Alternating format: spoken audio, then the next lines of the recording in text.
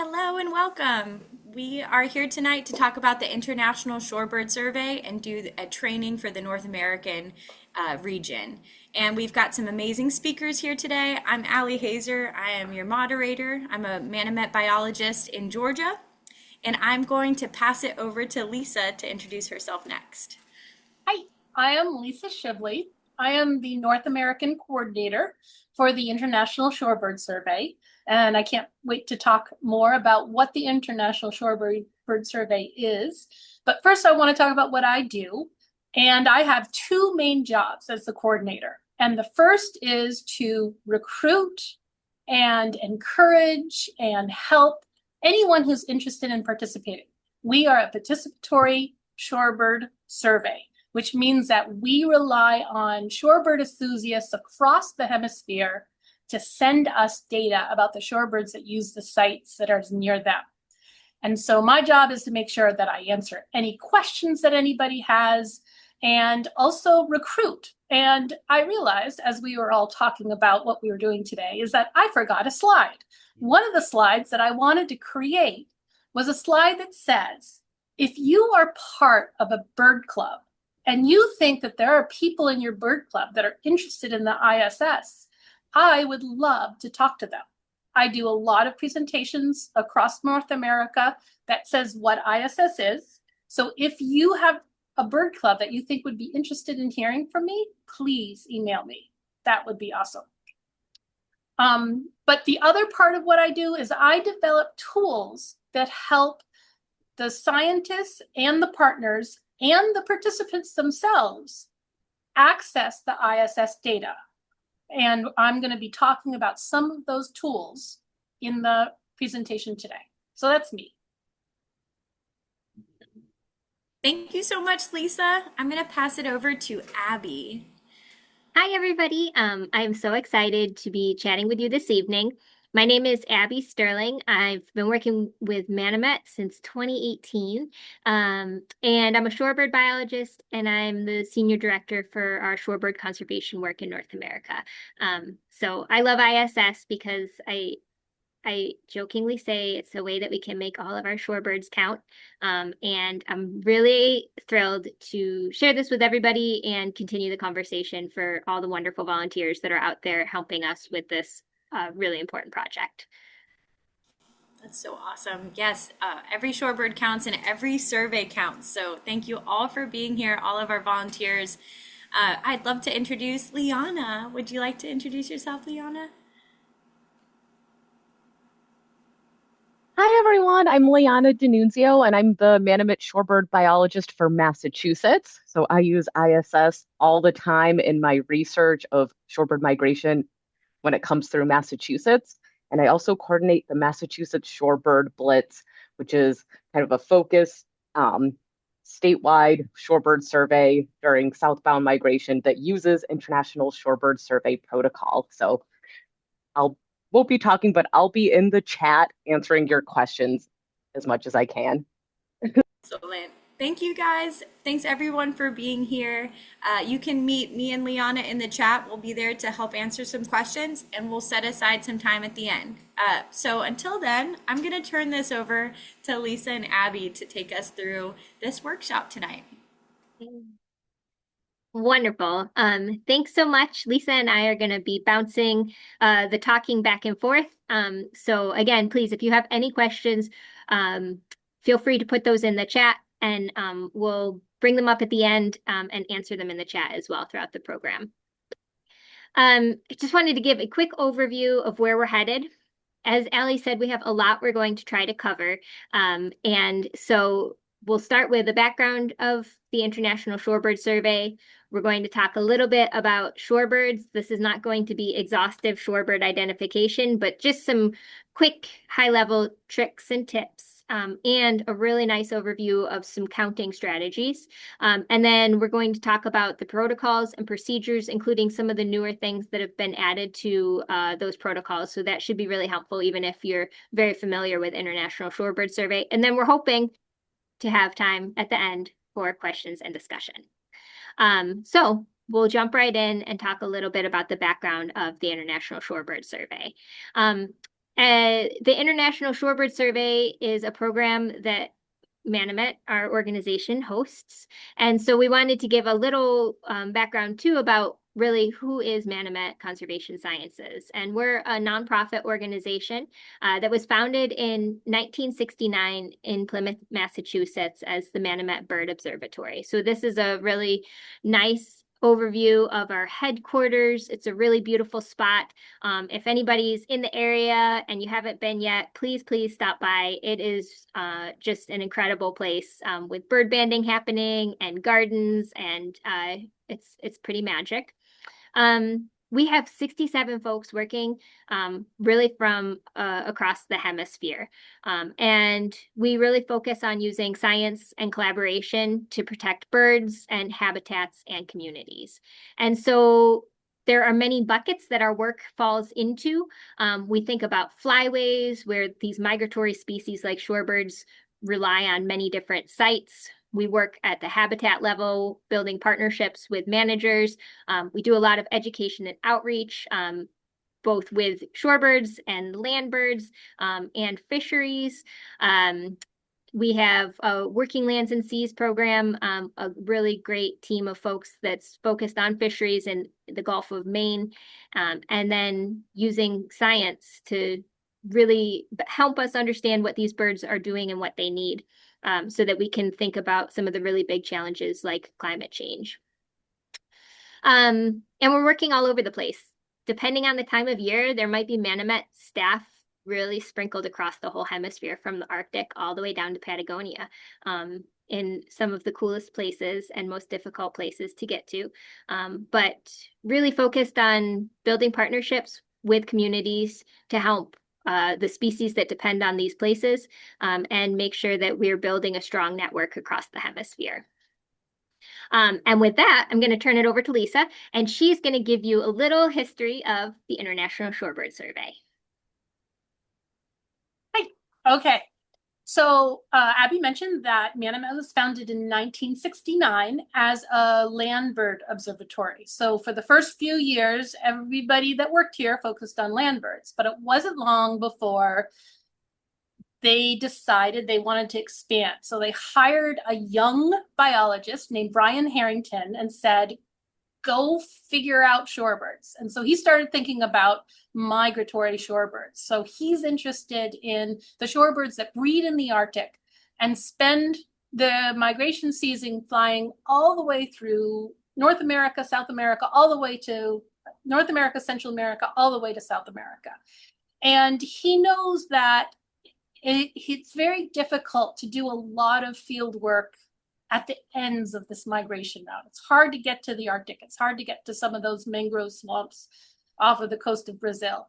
And he's thinking about how he can understand a wide variety of characteristics of these shorebird migrations just with the tools that are available to him.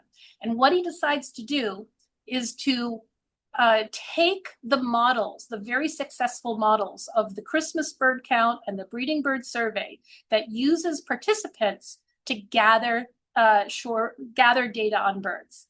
And in 1974, he sends this little advertisement out in the American Birds, which is basically the magazine of birders. And the very first year, he receives about between 70 and 100 surveys back. So just in the first year, he already has tapped into this shorebird enthusiast group who starts the ball rolling. And oh, you have to do it. Sorry, slide advance. I have to remember this because I just did a presentation this morning where I was doing the slides. So I actually noticed that the person who filled out this form in 1981, Wayne Peterson, is actually on the chat today. So that's pretty cool. So in the room behind me, there is a whole wall of file cabinets from wall to wall filled with these paper records of shorebirds. And Brian Harrington very carefully entered all of them into a database and used them to understand, well, what are the important sites? What are the migration routes that these shorebirds used? And advance the slide. by 1980, he had over 2,000 surveys. And it only rolled from there. So in 2006, ISS decided that all of these pieces of papers were too much to handle, and they transitioned from a paper form to eBird. So most of the folks on this call, I'm going to imagine, know what eBird is. eBird is a online website managed by Cornell University, the Cornell Lab of Ornithology, to collect bird data, all bird data. And ISS decided to use that as our vehicle to collect data. So instead of having walls of paper records, we now have the database. And in 2019, we're surpassed 100,000 surveys. So we have a lot of data coming into us. We had our 50th anniversary in 2024. And in 2025, in 1 year, we had only over 10,000 surveys sent into us, more than 800 contributors across 24 countries. So it really is truly a hemispheric shorebird survey. Next slide. And you can see from the map that we have folks from Alaska all the way down to Argentina sending us data. And this map is actually outdated. We have filled in this map in the West Coast of the United States and a lot more in Central and South America. So that's on me. I need to make an updated map. But you can see that we do have surveys coming in from all across the Western Hemisphere. Next slide. So the goal of ISS is kind of this overarching umbrella that I want all of the contributors to keep in mind so they understand why we ask them to do things a certain way. Because we're interested in understanding the shorebird's geographies across these migration routes, that's why it's important to find and recruit contributors from across the hemisphere. And we have a South and Central American coordinator, Arne Leisterhouse, and he does the exact same thing for Central and South America. And we work together to make sure that we have coverage across the hemisphere. So these numbers help us understand shorebird trends in their population. And we also use ISS as a tool to build a shorebird constituency. ISS is something that someone who loves shorebirds can do to actually make a difference for the shorebird conservation. So we're always excited when we hear of a new contributor who's interested in helping. Next slide. So the design of ISS helps us reach those goals. So we focus on migration. Shorebirds spend so much time in the Arctic where there are just not that many people, and a lot of time in some isolated areas in their winter grounds. And it's very hard to count them there. So that's why Brian Harrington decided to focus on migration. So during migration, they're spending times on the beaches nearby. And in the middle of the country, they're spending time in wetlands or the prairies, or even high plateaus. We have shorebirds who love high plateaus, and so we have counters that are counting them up there. It's built for the long term. So the idea was based on the Christmas bird count and the breeding bird survey. And the idea is that it is built around how people interact with the spaces that they love. So there are a lot of other surveys out there, and it's tricky because sometimes they say, okay, we need people to count this way so that we can understand these numbers. And the problem with that is if there are any barriers to a participatory science program, it's going to be hard to get continuity. So Brian Harrington said, okay, I understand, I'm a birder, he's a birder. So he understood how, not just birders, people who just are nature enthusiasts who enjoy their beach, how they go when they visit it regularly, because they're interested in how it changes. what's new, what's changed, what's different. And they go there regularly. And he said, I'm just going to ask them to do that. And while they're there, count the shorebirds for me. And because he based it on how people spend time in these places, that's why it's been 50 years of continuous data. Next slide. Abby, are you taking over on this one? Okay.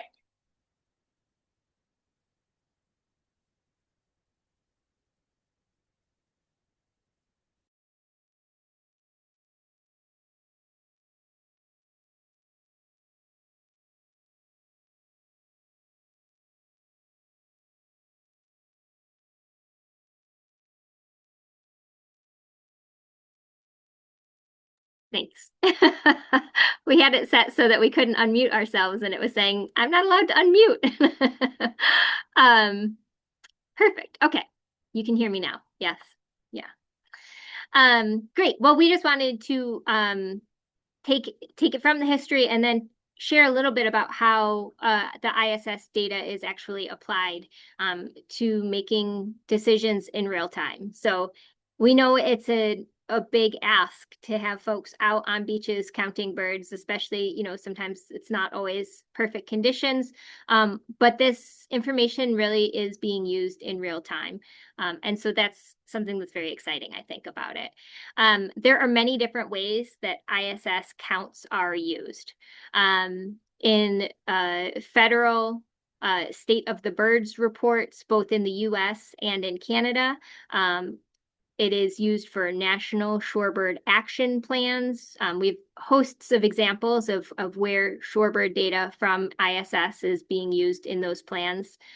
It's also really important for the Western Hemisphere Shorebird Reserve Network site recognition and designation. So WISRN sites are designated based on the numbers of birds that use those sites. And very often that data comes from International Shorebird Surveys. State wildlife action plans rely on shorebird data from ISS, and even refuge management plans within the U.S. Fish and Wildlife Service.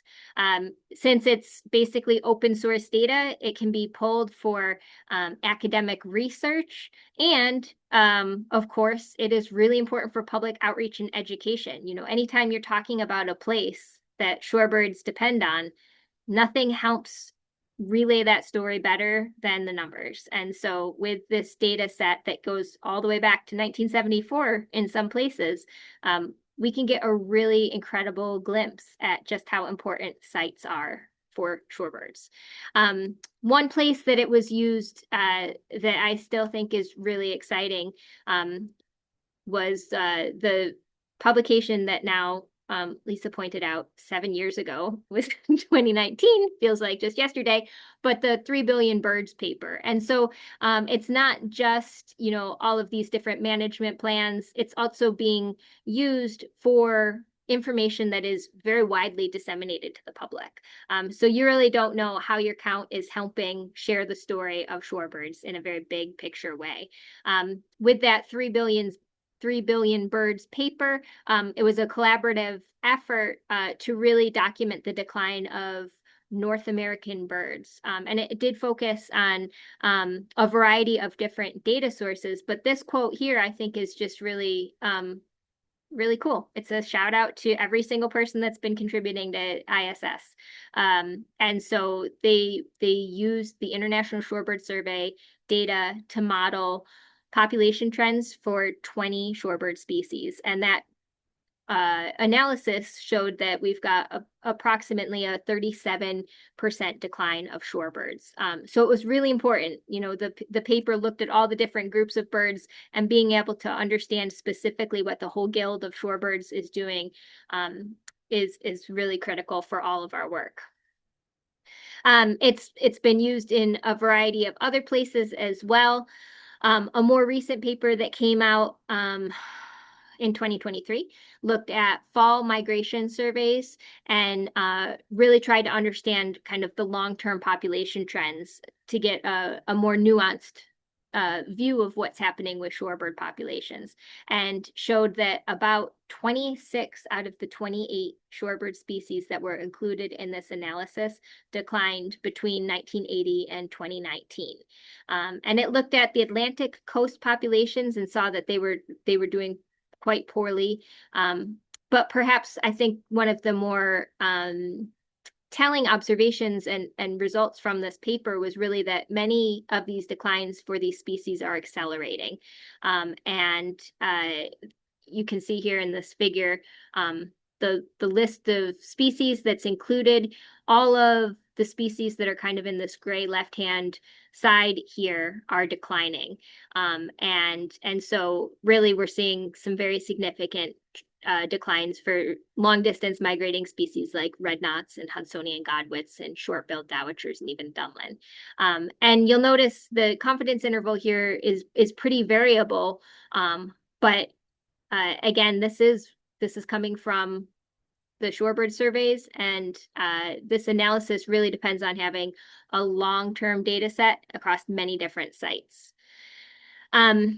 It also, I think, is important because it gives us a little bit of hope. So it's not all just doom and gloom and seeing these declines. With international shorebird surveys, we can also chart success. And one of the stories that we all love to share is, of course, the story of the American oystercatcher.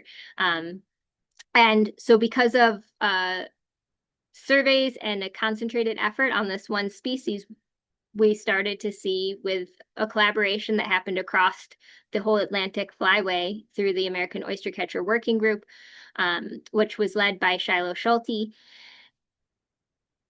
A collaborative effort here has really turned the tide for a species that was declining. And of course, American oystercatchers are big and showy and everyone loves them. But it does kind of help to show us that there is a path forward with resources and with understanding of what populations are doing. We can learn more about what these species need and then work together to try to address those threats. So it's always good to have a figure like this where the population is going up. So that is very big picture background of Manomet and ISS and how it's being used. Lisa, do you have anything else you want to add before I move into talking about shorebirds? I did have one comment, and I wanted to say that because I noticed that there were a lot of folks from Canada on the slide, the paper, the Paul Smith paper from 2023 was ISS and also the Canadian surveys. So that is a very important piece of shorebirding monitoring across the eastern seaboard. Great. Thank you, Lisa. Great. All right. So now we're going to move into part 2, which is when we start to talk a little bit more about shorebirds. Again, a reminder, if you have questions, drop them in the chat. And we're going to talk shorebirds. So there are many shorebirds across the world, 235 species, including some really weird ones, which is always fun to learn about. Here in the US, there's about 58 shorebird species. And so you can see here the whole tree of shorebird lineage and our little section here outlined in yellow. And so we kind of go black-necked stilt to semi-palmated sandpiper if you're thinking about how your field guide is organized. I know probably everyone on this call knows what a shorebird is, but it's always a good question that I get asked all the time. What is a shorebird? It can be a little confusing. Sometimes I tell people what a shorebird is not rather than what a shorebird is. Generally speaking, they have sort of long bills, long legs, long toes, and they like to be in sort of the interface between water and dry land. They don't necessarily have to be on the shore, but they tend to be kind of birds of the open land. So you can find shorebirds actually in a pretty wide variety of habitats, beaches and mudflats, but grasslands, tundra, alpine flats, plowed fields, crawfish fields, flooded agricultural areas. So they really do take advantage of habitats that host invertebrates, and using their bills to find food, tend to have kind of mottled plumage, and generally tend to be sort of camouflage.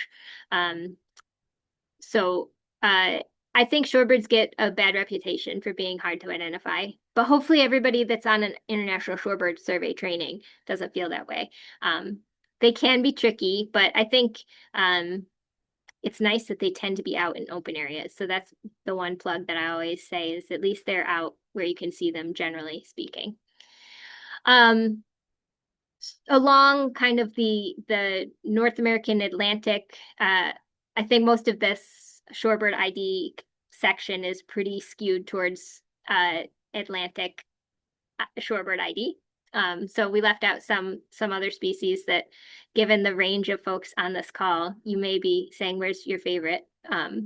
But I always tell people, as they're starting to dig into shorebird ID, we have about 30 species of common shorebirds, and some of them are very, very distinct. So even though people say shorebirds are really hard, there are some that stand out, and they really are distinct and are noticeable.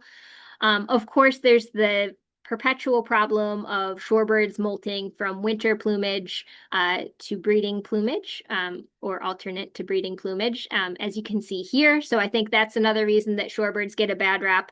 And generally, I think just sometimes people can feel a little bit overwhelmed. But the real key here, I think, when you're getting into shorebird identification, is to think about it with process of elimination. And you'll use a variety of cues to really help you narrow down what you're looking at. So using the size, the structure, the behavior to narrow it down and to weed out different species, then looking at plumage, it can be helpful as you're trying to figure out exactly who you're looking at. And so that's how I think about it when I'm helping folks kind of start to wrap their minds around shorebird ID. Weed them out slowly as you are looking at the birds so that you don't feel overwhelmed when you're trying to figure out who's who. Half of them, as I said, are pretty distinct, so you can knock those off the list and suddenly it becomes a little bit more manageable. And then you take size and structure and you can whittle it down a little bit farther, and then you get to sort of your smaller shorebirds, and you can divide it into plovers and sandpipers, whittle it down even more, and then suddenly you've got just a few birds that you're trying to look very closely at to get at shorebird ID. So again, when you're out there in the field, really looking at things like the color. We have feathers listed, but I always think it's better to look at the legs and the bills first and then look at feathers, because plumage can change and it can be tricky. Look at the structure of the bird overall, the bill length, the leg length, the posture. That can tell you a lot about who you're looking at. And then the behavior, right? There's certain very distinct behaviors. Everybody, I'm sure right now, is thinking of dowitchers, feed like sewing machines. And it's true, once you start to pick up on certain behaviors, it can be really one of the best cues. Even if things look a little off or the light is a little bit off, that can be a huge help. And then really understanding habitat, right? If birds all have different length bills, that means they're foraging in slightly different habitats. Even knowing that certain species prefer muddy sand versus dry sand can be a huge cue. And then looking at the time of year, check out eBird, check out your field guide, get a sense of who's supposed to be there before you go out on a survey. One of the most helpful things I think about is size. And so you can compare it to familiar birds. That can be helpful. So is your shorebird that you're looking at small, sparrow-sized, or is it large, like a crow? So are you looking at a Lee sandpiper or a whimbrel?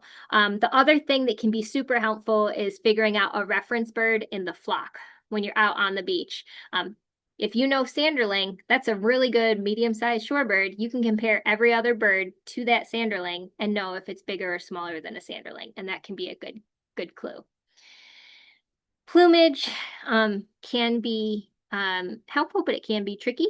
If you learn all your shorebirds in the spring, you're in for a shock in the fall because they don't look quite the same.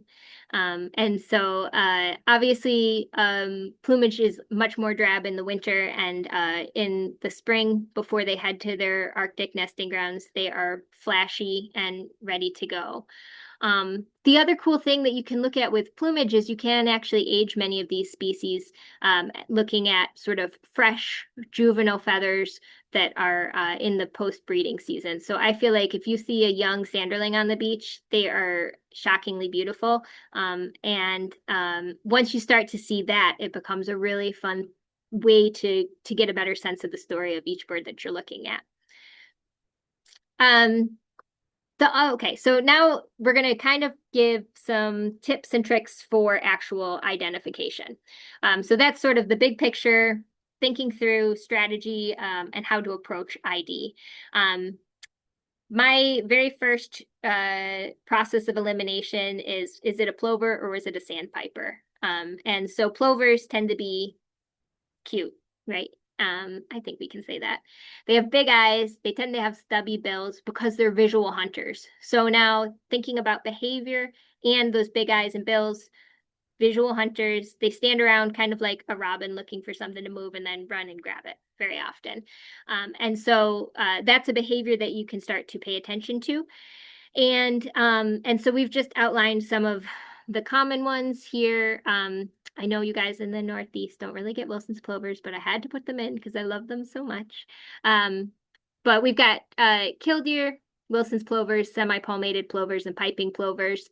The neck band, I always say killdeer has 2 neck bands and 2 L's in the name, and everybody else only has 1 L, so they have 1 neck band.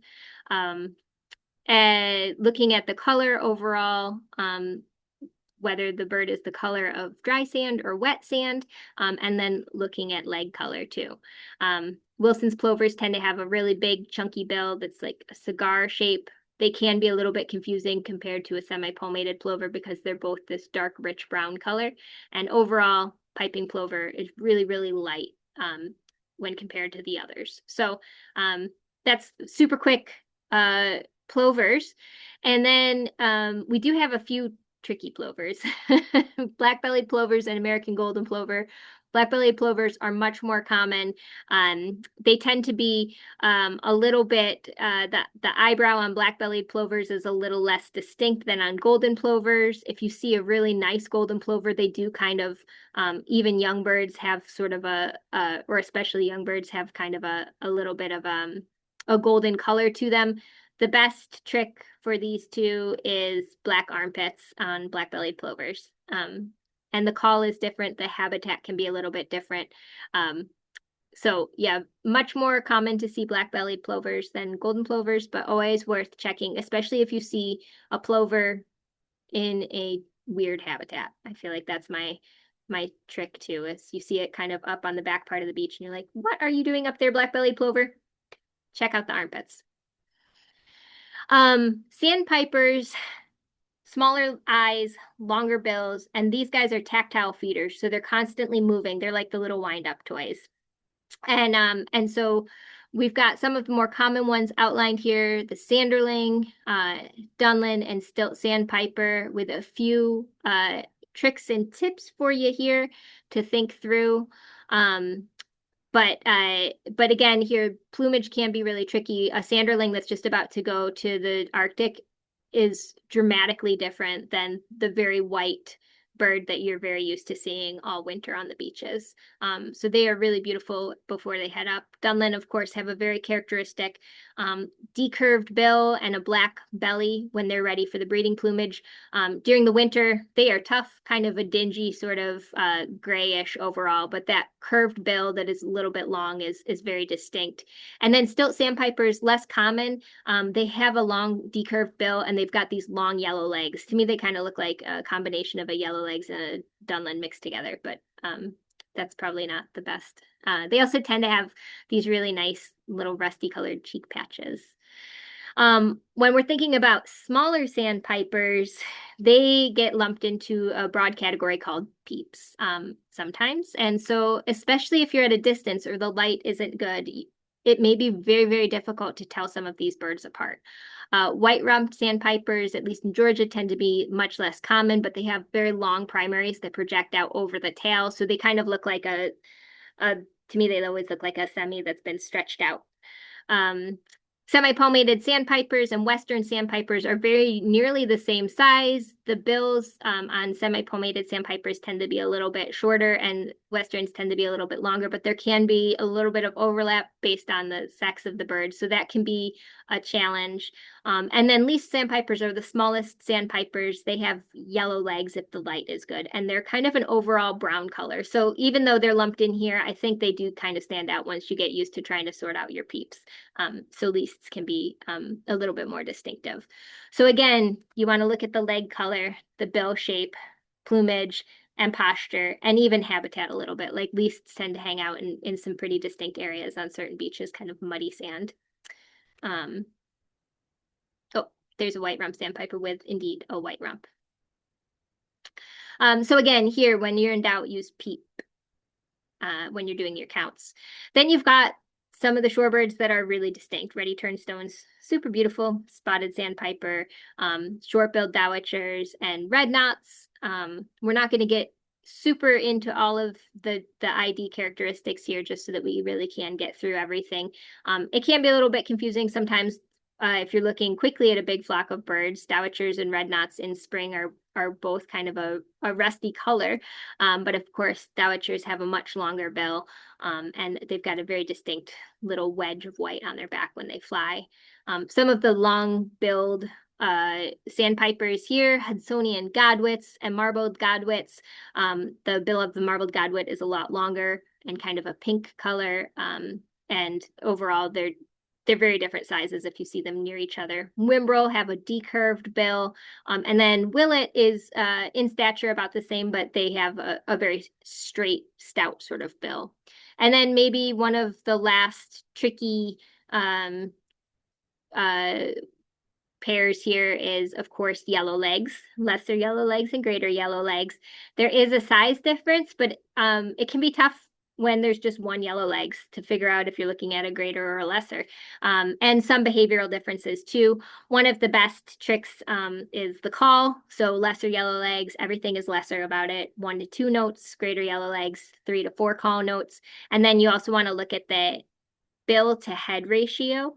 And so if it's about the same, it is a lesser yellow leg. And if it's about 1.5, if you were to push its bill through its head, it would poke out the other side, which is gruesome, but might help you remember. That's a good cue, even if you've just got 1 yellow legs. But you can, of course, mark it as a lesser greater yellow legs if you're in doubt. So with that, tremendous amount of information, I'm going to toss it over to Lisa, and she's going to talk a little bit about flock estimation.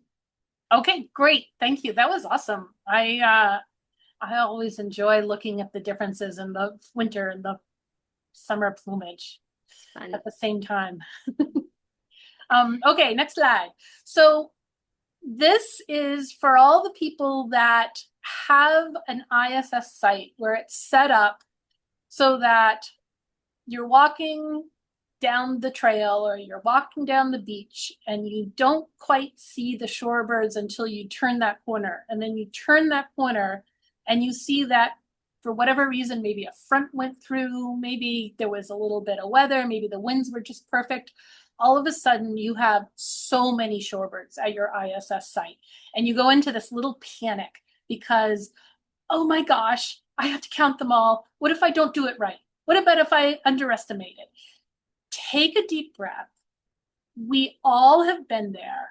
We don't want you to feel nervous about the fact that sometimes there are a lot of shorebirds. We are going to give you some tricks, some tips, some techniques, some strategies. But most of all, the most important thing to come away from this is that you're not looking for perfection. We don't expect you to count every single shorebird if there's 300 shorebirds. You can. I did my ISS on Plymouth Beach 2 days ago and I counted 434 short-billed dowitchers. But it was good because it was high tide, they were resting, and they weren't grouped up. They were in one line straight down the beach, and they didn't move. And so I just stood there and I went 1, 2, 3, 4, 5. And I didn't think there were that many. I got to 434 and I was like, put that in eBird. Holy cow, that's a lot of short-billed dowitchers. But exact counts aren't always possible. We don't expect you to count every shorebird at your site. And I do 2 ISS sites, and one is Plymouth Beach, and sometimes there are 1,000 shorebirds. And the other one is Ellisville, and they're usually not that many. And it's fun. The challenges of both sites are fun. So whatever your site is, hopefully you can pick up a few little techniques and a few slides. Estimating is something that you really have a learning curve to. After you've done it a few times, you'll realize that there's just a little rhythm to it, and you will find the strategy that works for you, and it's not going to give you that little heart flutter so much as it does sometimes at the beginning of a survey. Everybody has a natural tendency. So one of the folks that I do my ISS with is Sohail Zenda, and has done ISS out of the Boston Islands for like 30 years. And whenever we go out together, he always has a tendency to overcount, and I always have a tendency to undercount. So we'll look at the same flock and we'll do some estimating techniques, and we'll always be apart somehow on it. Everybody generally has a tendency. So one of the first things that you should do is figure out your tendency. Are you an overestimator or are you an underestimator? And then once you learn that, then you can kind of narrow in on getting a little bit more accurate. But remember, even if you're an underestimator or an overestimator, for ISS, it's fine. Because what we're interested is that you go to your site, the site that you love, the site that you visit even when you're not doing ISS, regularly, consistently, over the season, over the years. And even if you're always a little bit under or always a little bit over, you'll be that way for years. And ISS will be able to get the trends from your site into their models. And in the end, that's what we're really trying to do, is to get these numbers into the models of those really smart scientists who know how to read them and understand them. So we always say, aspire to accuracy, but don't worry about perfection. That's not what we're interested in. All right, next slide.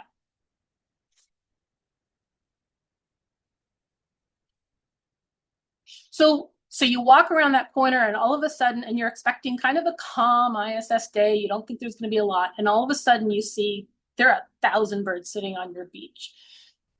The very first thing to do is take a breath. It's fine. It's okay. And just start thinking about it. How many birds? Are there 100 birds? Are there 10 birds? Are there 1,000 birds? Just start getting a feel for it, because you know that peregrine is going to come by over your shoulder and bomb the heck out of those shorebirds, and they're all going to be gone in the next 5 seconds. So it doesn't matter anyway. But just get that estimate. Just, about how many birds are there. Are they pretty much all semi-palmated sandpipers? Are they pretty much all Western sandpipers? Or is it really a mixed flock that you're going to have to come up with some mixed flock strategies? Maybe they're different species, but they're kind of separated. So that's a little bit easier. You can focus on one part of the beach at a time. Identify how the flocks are set up, and then you can start thinking about strategies. All right, next slide. So if your flock is small enough, you need to go back. One slide back. There we go. If your flock is small enough, 1 by 1 works. And usually if I have a flock of 400 short-billed dowitchers, because they're going to be clumped in various places, I'm not going to count them 1 by 1. This was just an odd situation. Can we go back 1 slide? Okay. But if you notice that in your big flock, you notice a few ready turnstones, go ahead and count those 1 by 1 or something like that. Whatever your big flashy individual bird is.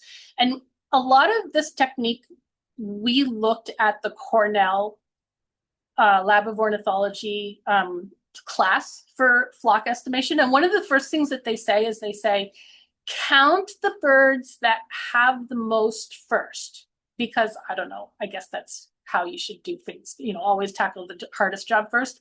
That's not what I say. Count the easiest one first, because you need a warm up, right? You get there, you breathe in hard, you see all these shorebirds, you get nervous. Just pick the easiest. Maybe it's Dunlin, maybe there's only 20 or 30 Dunlin on the beach and you can see all their beautiful black bellies. Pick something that's easy, have that be your first shorebird. And then you got the rhythm going, and then nothing else is going to worry you. So then you go to the flocks that are bigger. Skip counting works really well. Imagine what 5 shorebirds look in your head. Imagine what 10 shorebirds look in your head. And you just go through the flock, 5, 10, 15, 20. And that gets you a great estimate. Even if they're moving around a little bit, you can kind of watch them move and keep that picture in your head of what 5 shorebirds look like and just go through it. The block method is good if you have a really big group of shorebirds. So and they're spread across a large area. And you say, okay, that looks like 50 shorebirds right there. You can even count them. Okay, that's a block of 50 shorebirds. Okay, that's another block, that's another block, that's another block. How many blocks are there? And I should say, I meant to say this at the beginning, is that Manomet, led by Abby, put out on YouTube a really good full flock estimation webinar that had a whole hour of all of these techniques, explained with visuals, and it was awesome. So if you want to go into this deeper, hop onto the Manomet YouTube page and watch that video. It's really good. It has all these techniques with examples and practices, and I definitely recommend it. But so you imagine one block and you go through the whole flock and you estimate how many blocks are in that flock. And the one thing you have to worry about that is that sometimes when you're looking at areas closer than farther away, you have to take into account that farther away, the same size is going to be the same number of birds is going to be a different size. So that's something you have to keep in mind. And then one of the things that I like doing is using the field of my scope as a block. So you look at the flock in your scope, you count the number of the shorebirds in that scope, and then you scan it. You kind of have to assume that the shorebirds are surrounding you. But you scan it and say, okay, how many, keeping your brain wrapped around the fact that you want it to make sure it looks similar at least, how many scope fields are there? And then you just multiply the number of birds in your scope with the number of scope fields you just counted. And then the other thing that is something to keep in mind, and I'll actually have another slide later, I can talk about this, but you can kind of look at a full flock and estimate what the percentages of different species are. So are they mostly semi-pallimated sandpipers? But you see every 100 birds, you see at least, and you test that a few times through the top flock and see that that's pretty consistent. You can use that in your estimations. And if time allows, if you have more than one observer during your ISS, one can do a skip counting and one can do a block method, and then you compare and you see, how the differences ended up. Okay, next slide. So another thing to keep in mind is that just as one person might overestimate in general, and one person might underestimate in general, that there are certain characteristics of birds that lead to certain biases. In general, the larger a flock is, the more likely any given person is going to underestimate. So if there's a flock of 3,000 birds flying away from you, we are all generally going to think that that's actually less than 3,000 birds. So you have to kind of keep that in mind. But the other ones are actually a little interesting. So small birds tend to be underestimated. And large birds tend to be overestimated. So if you have a mixed flock and you're doing some percentage estimates, kind of keep that in mind, that you don't want to overestimate the large birds. So this image, there are the same number of large birds as small birds. But when I look at it, it actually looks to me like, well, there's more large birds, of course. You just kind of have to keep that in mind. And the same thing with color. So light birds tend to be overestimated, dark birds tend to be underestimated. And I can see that in that graph to my eyes. It kind of looks like there's a little more pale birds than dark birds, but nope, it's exactly the same. But knowing these common biases, as you're keeping them in your head, as you're looking through the flocks, that helps you get your estimates more and more accurate. All right, next. So when you're looking at mixed flocks, really the two choices are to do your estimates one at a time, one species at a time, or to estimate the whole flock and then figure out percentages. And I always try to do both, to be honest. It's mixed species are complicated.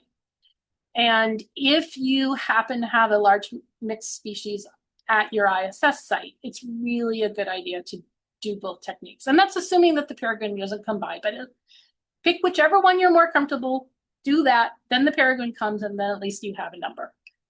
But one thing that's really, really important to remember is that I often will do ISS with a friend or another shorebird enthusiast. And something that we kind of discovered after a couple of years of doing this is that when Sohail and I figured out that I am always kind of an underestimator and he's always kind of an overestimator, and we would do our shorebird survey, and he would always say, okay, I'll do the semi-pallimated plovers. And I'll say, okay, I'll always do the semi-pallimated sandpipers. Then we get back to the car and we look at our numbers and we realize if he's over and I'm under, then our relative number is going to be off. So what we do now is that for the first group, he does the plovers and I do the pipers. And then we switch and he does the pipers and I do the plovers. So by the time we get back to the car, at least we've kind of corrected for that bias. So if you're surveying with a partner and you're doing individual species, make sure you swap that around a little bit. Oh yeah, that's what that says. Thank you. Okay, so next slide. So counting flocks in flight, very tricky, very, very complicated, but basically go. It's the same strategies, just faster. So I've thrown a lot at you. I just want the most takeaway is just to have fun with it. Whether they're flying, whether they're sitting, whether they're feeding and you have to do it fast because they're moving around. Don't worry about perfection. Just enjoy the fact that it's a skill that will always evolve, you'll always get better at, and we don't want you to stress out about it. And I think that might be it. Maybe one more. All right, so just some general tips. Get a quick estimate before the birds move. Compare estimates using a different technique. I think I've actually talked about them. I say start with a large distinct shorebird as a warm-up, even though some presentations say start with the hardest bird first. No, easy. Breathe into it. Oh, and double check that your species totals make sense. So when you're heading back to the car or heading back to the end of your survey, just look at your total and say, did I really see 100 of this and only 3 of that? Does that seem right? Because sometimes you miss paying attention to a particular species and realize, no, I saw more than 3 of those. Just kind of look at your list and make sure that they make sense to what you remember, but also relative to each other. Compare counts with another observer as possible. And I started birding 40 years ago. How old am I? I'm so old. And I never carried a camera. I did not carry a camera until a few years ago. So I hardly ever took any photos. But every now and then, before I started carrying a camera, I would have a question about a flock. And I would just take a picture of it with my photo. With my phone, even a phone photo can help you understand what a flock looks like. So even if you don't carry a camera, and no one needs to carry a camera, but if you do, it's helpful. But even a phone photo can help. So with practice, you'll find what works best for you. And I think that's it for flock estimation.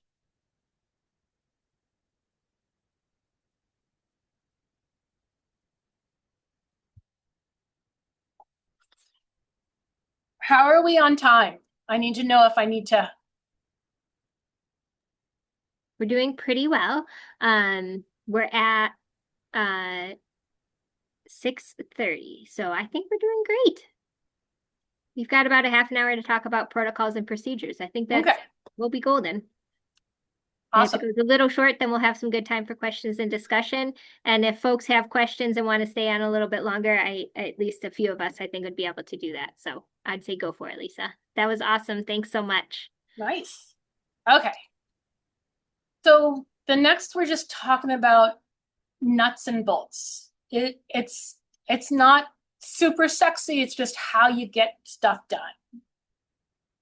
All right, protocols and procedure. What's next? So we have a good number of people on this call, and every single one of them can be an ISS contributor. You don't have to be a shorebird expert. You don't have to be a birder for 40 years. That's not necessary. All we're looking for are people who love shorebirds or people who love the places that shorebirds need. Because you love the little marsh at the end of your road, or you love taking a walk along some wetlands as the sun's going down, and you're interested in what's there. And you're willing to do a little bit of basic identification. We always say, we don't need you to know the difference between the dowagers. That's tricky. But if you know the difference between a sandpiper and a plover, that's helpful. So that's the kind of knowledge we're looking for. So you don't have to be a birder, but you can be a birder. I love birders, I'm a birder. But just an eye natter, someone who likes going out and taking pictures and seeing what stuff is, just wildlife watchers in general. Anybody who spends time in the places that shorebirds spend time in. We also have a lot of biologists, land managers, people whose job is to go out and study and do science and do habitat management and outreach. They're out in the spaces anyway, and it doesn't take that much to spend a little bit of time and count those shorebirds and send us that data. We have a lot of states that make ISS part of their requirements for their scientists, and that's really amazing to us and so helpful. We have bird clubs and Audubon chapters who, as a group, adopt a site. So you don't have to be just one person who commits to one site, although we do like consistency on who's covering a site. But we do have clubs that agree to cover a site together. And we always love students and early career conservationists because we know that they can gain some valuable field experience, and they often stick with ISS because it's part of what they do in their life. And also ISS looks really good on a resume. So, all right, next slide. So becoming an ISS contributor, what we're going to go over in the next few slides is just how do you choose your site, how do you actually conduct an ISS survey, and how do you submit your data through eBird. And then the new thing, this is something that I've been working on over the last year or so, we want some extra information about how you document your site. We're going to talk about that at the end. All right, next slide. So what site should you choose? It's a really good question. It's probably the thing that confuses people the most because they expect us to assign them a site. A lot of surveys say, okay, we need to go find someone because this site has the data we need. And that's not how ISS works. Any site that has shorebirds can be an ISS site. And the most important characteristic of a successful ISS site is that it's easy for you to survey. We don't want you to pick a site that's an hour away, and you have to worry about parking, and it gets crowded in the summer, and it's a pain in the butt, because how many times are you going to survey that site for us? We want you to, even if that's got 1 million shorebirds, we would rather you go to the little beach or the little wetlands at the end of your neighborhood, even if it only has a couple hundred shorebirds at the most. And one of the things that we found recently is that the scientists agree with us. So Leanna mentioned the Massachusetts Shorebird Blitz, where we have a lot of volunteers covering a lot of sites, big and small. And we have a doctoral candidate named Rebecca Linhart who studies what information all of those sites give us. And what she's found is that if you only focus on the biggest sites in Massachusetts, Monomoy and Great Marsh, you lose a third of the picture, a third of the data, because all of that data is at the smaller sites. So if you're contributing to a smaller site, you're still contributing to the big picture. So the ideal site is a site that you would go to, even if you weren't contributing to our ISS, because you love that site, you'd go there anyway. All right, next slide. So when you're ready to figure out what site you want, the ISS mapping tool is a place that you should visit, because that will tell you if the site that you kind of have in mind is already being surveyed. And that's one thing that we hope for, is that one site is kind of owned by one contributor. The problem with if two people are covering a site, if they're not like buddies or part of the same club or something like that, is that they might cover the site in 2 different ways. Like when I cover Plymouth Beach, I always go around the whole way, including the backside where the little bay area is. But that's kind of a pain in the neck to get to. And so maybe someone else is going to start covering Plymouth Beach and only going to cover the front side, which is nice and easy. But then we're going to have 2 different numbers being submitted from the same place. And that's not something that's going to be helpful to the models. So we do ask anybody who's interested in submitting, contributing to ISS, is to check the ISS mapping tool. There's a little QR code that you can scan and it'll take you to it. Or you can just type in ISS mapping tool into Google, and it's on the Manomet website. And you can see whether a site is currently being surveyed. And you can also look at the history. You can see sometimes there's a site that was surveyed in the 70s and the 80s and the 90s and the 2000s and how old am I? And it's actually not surveyed anymore. And that means that your data is going to be a little extra valuable, because we'll be able to do some comparisons. That's kind of cool. All right, next slide. So the ISS mapping tool, the interface is not as fancy as the eBird interface, which is really slick, and they paid $1 million to some cool programmer to do fancy all kinds of user interfaces. But you can do what you need to do on the ISS mapping tool. All you need to do is use the drop-down menus. You select your country, your state, put in the recent years, so 2024 to 2026. You zoom into your area. Oh, you click show map. And then once you click show map, you zoom into your area. You just use the plus and minus button. And that will show you everywhere in your area that has pins is an ISS site. Oh, go back. One thing I wanted to say. If there's not a pin, that means there's no ISS in that site, and you are absolutely welcome to start a new site there.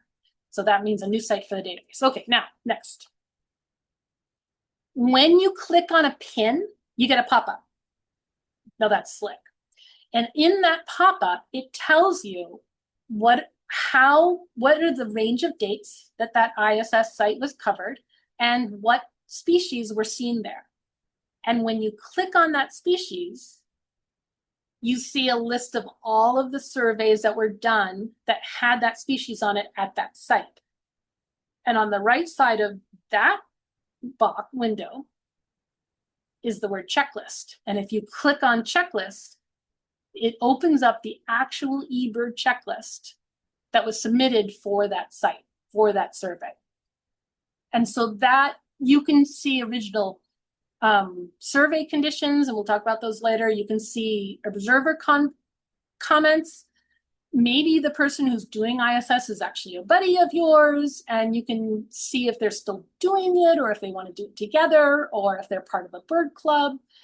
So you can do research on whatever ISS site you might be interested in. And maybe it's someone who's covered that site and it doesn't work for a second person to cover that site. So you go back and look at a different site. This tool, the mapping tool, it was created with two purposes. One is to make sure that all of the partners and all of the scientists that wants access to the ISS data gets access to the ISS data. That's important. But it really was created with the idea that it's easy to find a site in mind. So that's next slide. So next section is, well, how do you actually do a survey? And the very first thing you have to do before you can start your surveys is you have to join the ISS project in eBird. And that is actually a new thing. This is only about a year old. And it does have a few little glitches. Like, it's super easy to join, and it's super easy to start a checklist with ISS. Let's go to the next slide. It's so easy. Once you've joined, I'm jumping ahead. I actually was going to start on the slide after that, but we'll finish this slide. Super easy to join the eBird project. It helps eBird kind of correlate all of the data. There's a QR code that'll take you right there. You only have to join it once. Once you've joined it, you never have to join it again. And in fact, if you've ever submitted an ISS checklist, so if you were on a friend and they shared the checklist and it was an ISS checklist, you probably are already part of the project because it's very easy to join. You don't have to jump through any hoops. Okay, so next slide. So after you've joined the ISS project, then you make your plans for the survey. And these are the basic protocols. We ask that our contributors visit their site 3 times in a migration season. So we focus on migratory birds. ISS is mainly a migratory shorebird survey. If you send us data outside of the migratory period, we're thrilled. We love it. We use it for other things. But the main goal of ISS is these migratory models, statistical models. So we do ask that the contributors covering their sites, send us 3 surveys per migratory season, so spring and fall. More is great. If you want to go every 5 days, every 10 days, every 2 weeks, more is great. But 3 is what the models need to be able to create those trends. And spread those 3 across a migration season. So, don't go August 6th, August 7th, August 8th. That's not, models can't do anything with that. But you go July, August, September, boom, you're done. Or you can go more. More is good. One of the things we ask them to do is to identify which tidal stage. And if you don't have, if you're in the middle of the country and you don't have tides, you can not, close your ears or whatever for the next 30 seconds. But if you have a tidal site, we ask you that you figure out, kind of learn your site and figure out which tide do I see the most shorebirds at my site. And sometimes it's high, most of them it's high. But sometimes it's mid-tide, sometimes it's low tide. Whatever that tide is, always go at that tide. Always go to your site at the same time. So we ask you to conduct your survey at the same tidal stage each time you go, because we don't want to add this extra variation if there's sometimes more, sometimes less. We just want the conditions to be the same. This is very important. We always ask you to cover the exact same area. So you get to choose the area. If you don't want to go to that backside, that's kind of a pain in the neck because sometimes you sink in 2 feet of mud, you don't have to. It's fine. We just want to make sure that you're covering the exact same space in each survey. And in about the same amount of time. And this one's a little bit, we always want you to cover the same space. But if sometimes it takes you 3 hours and sometimes it takes you 2 hours, that's fine. Sometimes it takes you half an hour, sometimes it takes you an hour, that's fine. But we don't want you to have a site that's kind of not too huge, and sometimes you can do it in an hour. But sometimes it's really fun, so you spend 5 hours out there and you count all the shorebirds that keep on coming in. That's going to put noise in the data, so we actually not to do that. Cover it in about the same time, and try to do it in similar conditions. So if you live somewhere that there's a lot of thunderstorms, don't sometimes do it when there's thunderstorms in the area. Like, try to keep the conditions the same, the disturbance levels the same. And that's the basics of the planning. Okay, next slide. So when you conduct your survey, you use eBird. So if you want to, you can write down your shorebirds on a piece of paper and then go back to your computer and type them into eBird. That's fine. We do not accept paper surveys. We don't do that anymore. It has to go through eBird. We don't have any other method for you to get us data. So most of the folks that I know use the app, and the app is super easy. You can download it without any problem, sign up for an account, and it gives you a nice clean screen that says start checklist, but also just above where it says start checklist, it says choose projects. So you just have to click choose projects. ISS should come up once you've signed up for it, and you continue.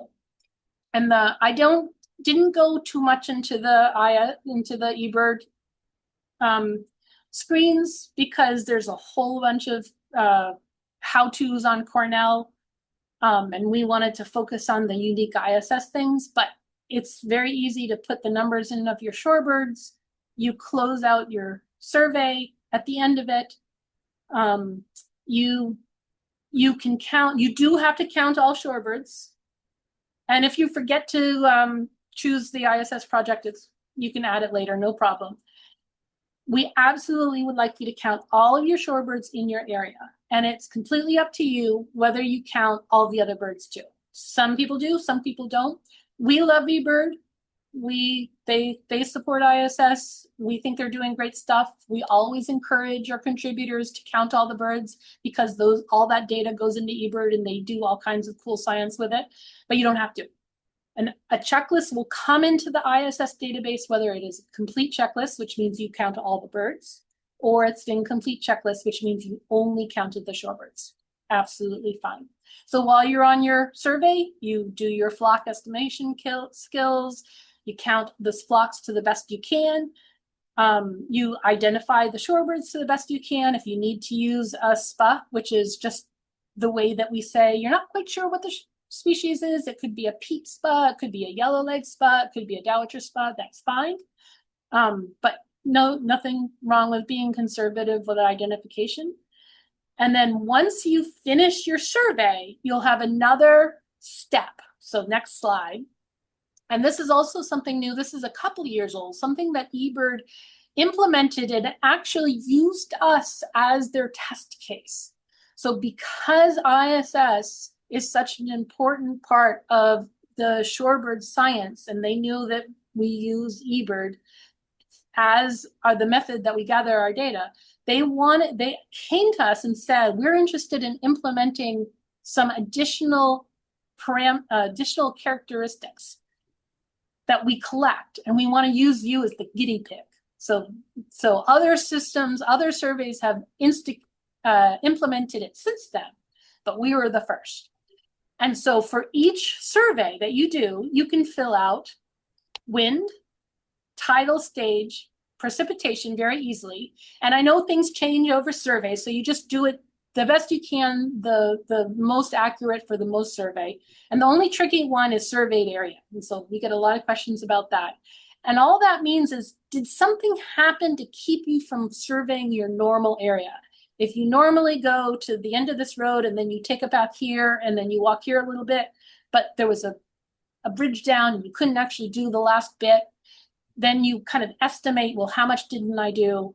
And you say, I completed 70% of my survey. Or if you were halfway through and a thunderstorm chased you off, then you just say that I completed 50% of your survey. You can still send us your data, and it just gives us an idea of what happened that wasn't normal.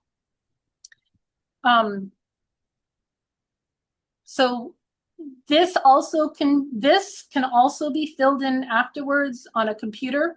You can choose, if you forget to choose project when you're in the field, you can do it later on a computer. It's all pretty straightforward. Sometimes you have to poke at the user interface a little bit. And I think that's the last slide about actually conducting. And then I have one more set of slides about the newest part of ISS. Okay, we're ready to go. Okay, one quick thing I just want to say. Again, you covered it, Lisa, but just because I've had a lot of questions, the one question that you can see here that comes up in eBird, are you submitting a complete checklist of birds you were able to identify? Again, if you only do all of the shorebirds per the ISS protocol, you would say no. You've not submitted all of your birds. And that helps the eBird data be accurate, and you don't have to worry about your ISS list not counting or something, because the goal of ISS is to count all the shorebirds, and you did that. And by checking that ISS project box, that means you are following those protocols. So yes, just wanted to hit that one more time. That's a great point to reiterate, because it is complicated. And that question makes you doubt yourself sometimes, I think, when you're in the field. I know. I counted all the shorebirds. Yeah. So. And those are the only birds that matter. So that's right. So one more little piece that we love collecting. This is not something that Manomet does a lot of work with, although we do some. But there are a number of our partners that collect data about the flags of the birds that they put on. So a bird can have a flag on its leg, and that flag tells you what country it was banded in because of the color, and the code tells you what individual it was. So we always encourage our contributors, if they happen to see a flag, send it in to bandedbirds.org. And there's actually also another website, reportband.gov, I forget. But if you, there are two different sites that you can send it into, and either of them work great. If you can just record the number and send that in. If you get a picture, that's even better, a little bonus. And they will send you back an email, or you can see it on a map that they have on their website where exactly that flag was banded. So I just found one on my last survey that was actually banded in New Jersey 3 years ago. Very cool. And then the last thing I wanted to talk to you about, next slide. So this is something new. This is something that we just announced the last newsletter, and it actually replaces part of the data collection that Brian Harrington did all the way up through 2006 when ISS moved to eBird. All of those paper forms, when people sent them in, he also requested that they filled out a paper sheet that had a whole bunch of questions about the site, about the survey area, about habitats and access and disturbance and other characteristics. And it helped shorebird scientists understand what kind of sites shorebirds were using. For between 2006 and 2026, for 20 years, we didn't have a way to collect that data because we could not collect it through eBird. There was no way to collect it through eBird. But now we can collect it through the ISS mapping tool. When you click on your site, at the bottom, if you scroll down below all of the lists of the species, and this is going to be after you submit your first checklist, there will be a little thing, you can see it near the red arrow, that says, click here to fill out a form. It's a Google form, and submit your ISS site report. And it's a pretty straightforward form. It just asks you a lot of questions about your site, and we can collect that data, and we can use that to understand a little bit more about the sites and the habitats and threats, about what's going on with all of the shorebirds that use the ISS sets. So we're very excited about that. I forget if I have a next slide after this. That's it. I think we're all up into questions and discussion. So I hope this is going to be fun. Excellent. Thank you guys so much. I am going to fiddle with some options for participants so that you can unmute yourself if you have a question. There was some great questions going on in the chat, so feel free to post in the chat if you do not feel comfortable coming off mute. But thank you so much, Abby and Lisa. That was excellent. And you too, Liana. That was awesome. Thanks. Yeah, we've got a lot of really good questions going on in the chat.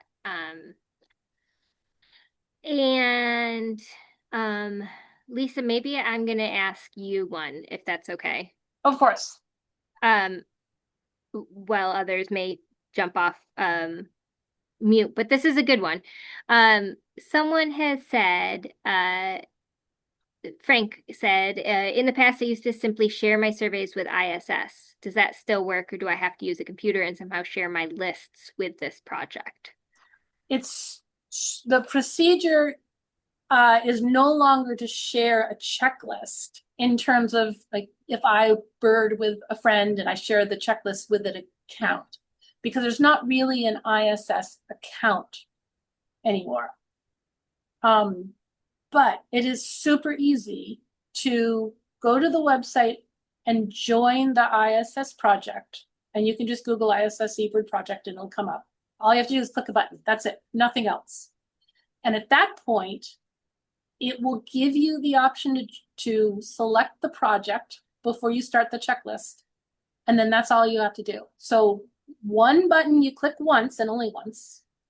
And then one button right above Start Checklist, you click just before you click Start Checklist. And that's it. And if you don't click that button, you can still go to the computer later and change it to an ISS checklist later. And let's go to the last slide. One more slide, because there, okay. Oops. So if you go to that QR page, there is a eBird project guide that you can click through, and it goes screenshot by screenshot by screenshot how you sit at a computer and change any checklist to an ISS checklist if you forget to do it in the field.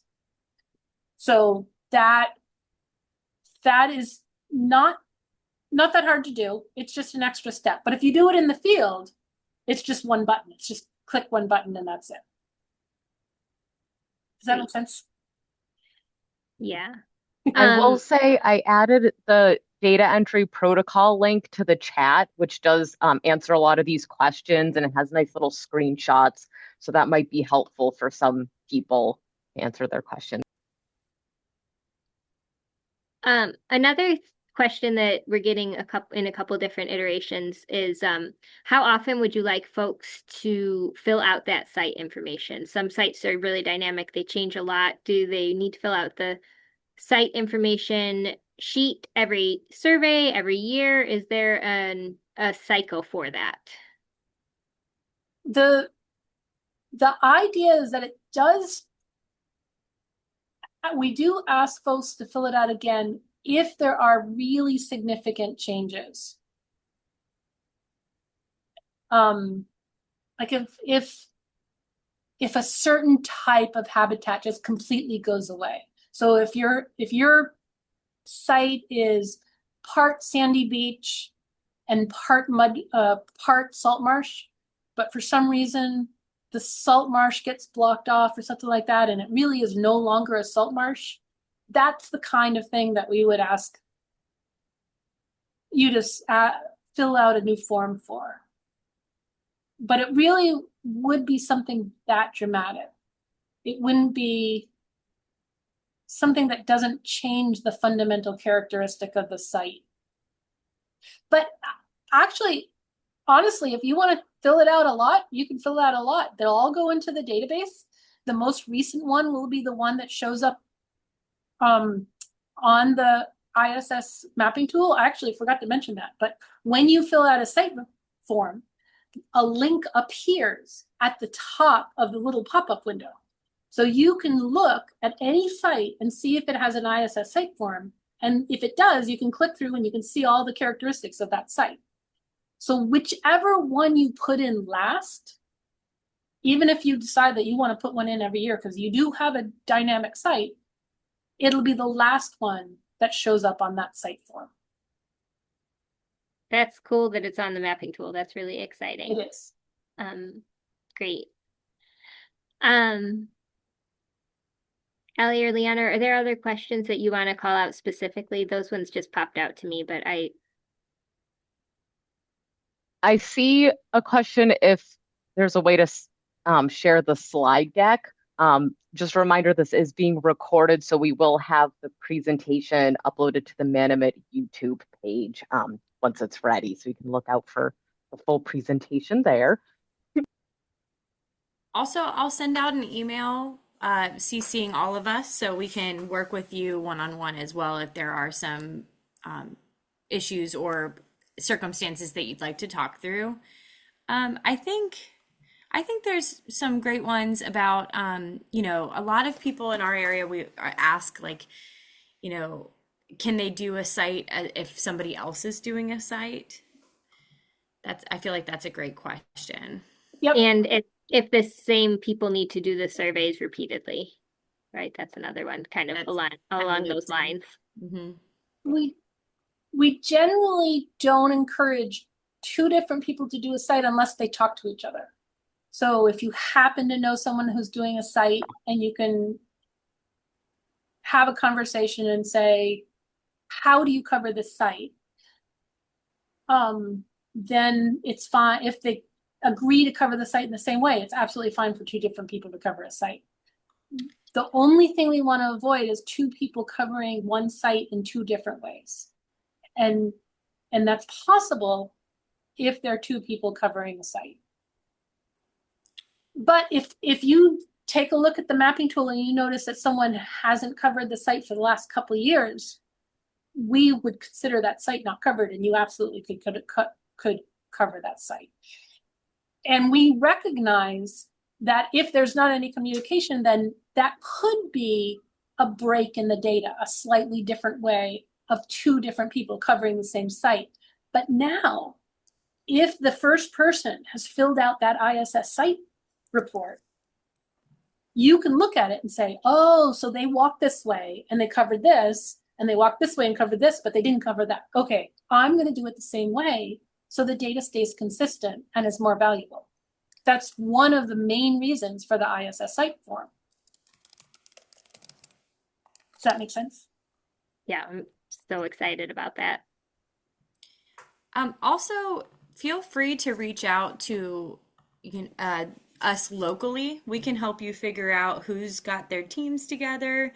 There's some teams that have been doing it for a long time and they might be looking for some more help.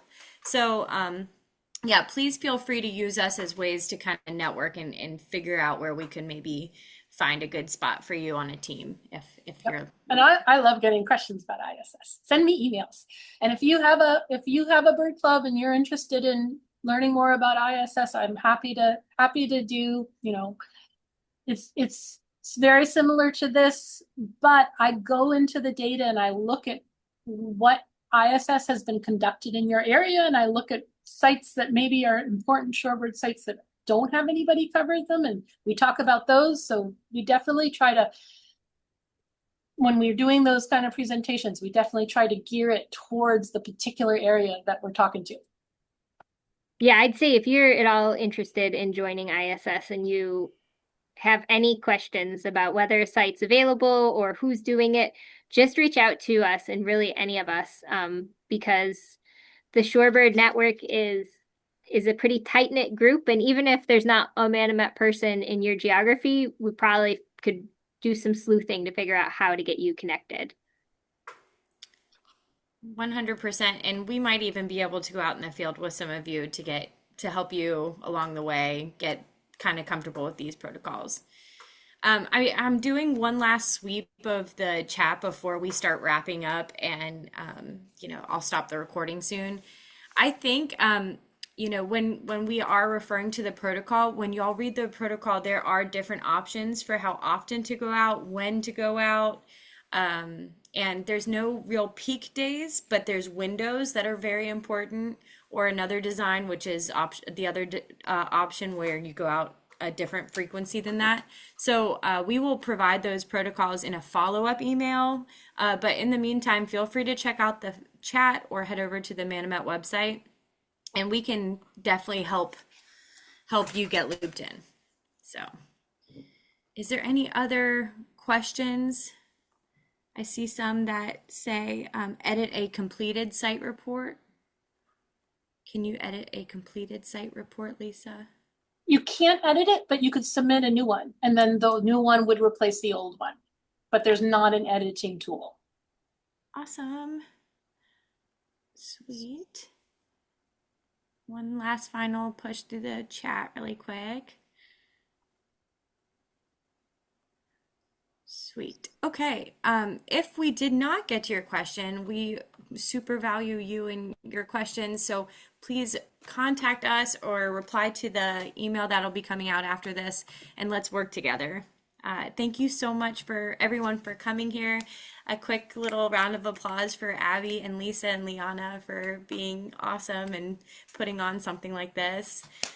And I'll just say great one night. more thing before folks leave is just one other plug is ISS is a long-running program that relies completely on volunteers. So thank you all so much for being involved with ISS. Yes. And the other thing is that historically, monitoring is very difficult to fund, and all of our work is funded through grants and supporters. So if anybody is out there with creative ways that they want to help sustain the International Shorebird Survey, please reach out to us with any ideas as well.